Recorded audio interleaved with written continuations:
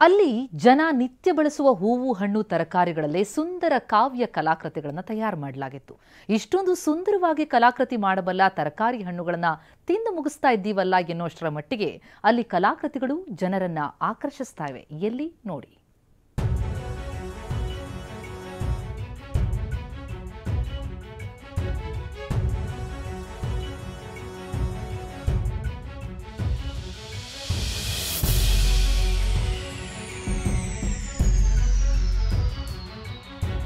ಕ್ಯಾಪ್ಸಿಕಂನಲ್ಲಿ ಅರಳಿದ ಕಲರ್ಫುಲ್ ನವಿಲು, ಹಾಗಲಕಾಯಿಯಲ್ಲೇ ಮೂಡಿದ ಡೈನೋಸಾರ್, ಮರಳಲ್ಲೇ ಮೋಡಿ ಮಾಡಿದ ಮನಮೋಹನ್ ಸಿಂಗ್ ಕಲಾಕೃತಿ, ಕಲ್ಲಂಗಡಿ ಹಣ್ಣಲ್ಲಿ ಎಸ್.ಎಂ. ಕೃಷ್ಣ, ಲೀಲಾವತಿ, ಜಾಕಿರ್ ಹುಸೇನ್ ಹಾಗೂ ರತನ್ ಟಾಟಾ ಚಿತ್ರಗಳು, ಒಂದೊಂದು ಕಲಾಕೃತಿಗಳು ಕಣ್ಮನ ಸೆಳೆಯುತ್ತಿವೆ.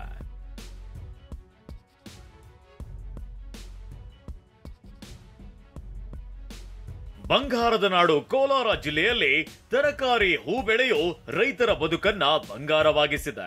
ಬೆಂಗಳೂರಿಗೆ ಹತ್ತಿರವಿದ್ರೂ ಕೋಲಾರದ ಜನತೆಗೆ ಮನೋರಂಜನೆಗಾಗಿ ಅಂತ ಹೇಳಿಕೊಳ್ಳೋ ಸ್ಥಳಗಳಿಲ್ಲ. ಆದ್ರೆ ಈ ಬಾರಿ ಕೋಲಾರದಲ್ಲಿ ಅಂತಹ ಮನೋರಂಜನೆ ಸಿಗುವಂತೆ ಮಾಡಲಾಗಿತ್ತು. ಕೋಲಾರದ ಕೃಷಿ ಮತ್ತು ತೋಟಗಾರಿಕಾ ಇಲಾಖೆಯಿಂದ 3 ದಿನಗಳ ಕಾಲ ಫಲಪುಷ್ಪ ಪ್ರದರ್ಶನ ಹಾಗೂ ಸಿರಿಧಾನ್ಯ ಮೇಳವನ್ನ ಕೋಲಾರದಲ್ಲಿ ಆಯೋಜನೆ ಮಾಡಲಾಗಿದೆ. ವಿಶಿಷ್ಟ ಹೂವಿನ ಹಾಗೂ ತರಕಾರಿಯ ಕಲಾಕೃತಿಗಳು ಜನರನ್ನ ಆಕರ್ಷಿಸುತ್ತಿದೆ.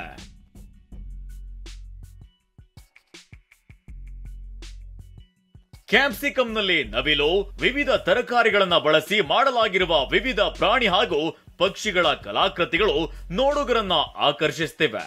ಹಾಗಲಕಾಯಿಯಿಂದ ಡೈನೋಸಾರ್, ಬದನೆಕಾಯಿಯಲ್ಲಿ ಅರಳಿದ ಈಗಲ್ ಹಾಗೂ ಕಲ್ಲಂಗಡಿಯಲ್ಲಿ ಅರಳಿದ ಗಣೇಶ ಎಲ್ಲವೂ ಫಲಪುಷ್ಪ ಪ್ರದರ್ಶನದಲ್ಲಿ ನೋಡುಗರ ಕಣ್ಮನ ಸೆಳೆಯುತ್ತಿದೆ. ಈ ಫಲಪುಷ್ಪ ಪ್ರದರ್ಶನೆಯಲ್ಲಿ ತುಂಬ varieties of flowers, varieties of fruits ಎಲ್ಲನೂ ಒಂದೇ ಹತ್ರ ಕಲೆಕ್ಟ್ ಮಾಡಿ ಇಲ್ಲಿ ಒಂದು ಎಕ್ಸಿಬಿಷನ್ ಅಂತ ಮಾಡಿದ್ದಾರೆ. ಇಲ್ಲೇ ಹಾರ್ಟಿಕಲ್ಚರ್ ಡಿಪಾರ್ಟ್ಮೆಂಟಲ್ಲಿ ಎಲ್ಲ ಕಡೆ ಇರೋ ಫ್ರೂಟ್ಸು ವೆಜಿಟೇಬಲ್ಸ್ನ ತಂದು ಒಂದೇ ಹತ್ರ ತುಂಬ ಕ್ರಿಯೇಟಿವಿಟಿ ಮಾಡಿ ಕೆತ್ತನೆಗಳು ಮಾಡಿ ನಮಗೆ ತೋರಿಸ್ಬೇಕಂತಿದ್ದಾರೆ. ತುಂಬ ಚೆನ್ನಾಗಿದೆ.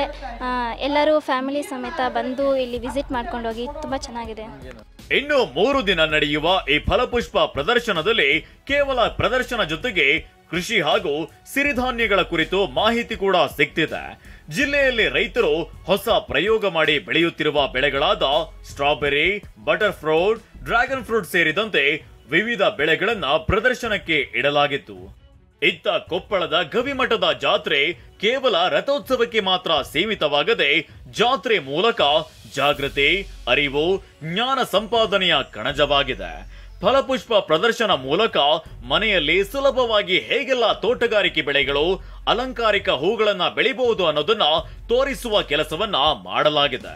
ಇಲ್ಲಿ ತುಂಬಾನೇ ಖುಷಿ ಆಗ್ತಾ ಇದೆ. ನಾನು ಈ ತರ ಒಂದು ಫಲಪುಷ್ಪ ಪ್ರದರ್ಶನ ಇಲ್ಲಿ ಇರುತ್ತೆ ಅಂತ ಅನ್ಕೊಂಡೇ ಇರಲಿಲ್ಲ. ಯಾಕಂದ್ರೆ ನಾವೆಲ್ಲ ಕಾಮನ್ ಆಗಿ ಜಾತ್ರೆ ನೋಡಕ್ ಬರ್ತೀವಿ, ಆದ್ರೆ ಇದೊಂಥರ ತುಂಬಾನೇ ಸ್ಪೆಷಲ್ ಆಗಿದೆ. ನಾನು ಮೈಸೂರು ಎಕ್ಸಿಬಿಷನ್ ನೋಡಿದ್ಮೇಲೆ ಫಲಪುಷ್ಪ ಪ್ರದರ್ಶನ ದಸರಾದ್ದು ಅದನ್ನ ಬಿಟ್ಟು ಇದೇ ತುಂಬಾ ಚೆನ್ನಾಗಿದೆ ಅನಿಸ್ತಿರೋದು. ಕಡಿಮೆ ಖರ್ಚಿನಲ್ಲಿ ತೋಟಗಾರಿಕೆ ಬೆಳೆಯನ್ನ ಬೆಳೆಯೋದು ಹೇಗೆ ಅನ್ನೋದು ಸೇರಿದಂತೆ ಅನೇಕ ಮಾಹಿತಿಯನ್ನ ಪ್ರದರ್ಶನ ಮೂಲಕ ನೀಡಲಾಗ್ತಿದ್ದು ರೈತರು ಸಂತಸಗೊಂಡಿದ್ದಾರೆ. ಕೋಲಾರದಿಂದ ರಾಜೇಂದ್ರ ಸಿಂಹ ಜೊತೆ ಸಂಜಯ್, ಟಿವಿ9 ಕೊಪ್ಪಳ.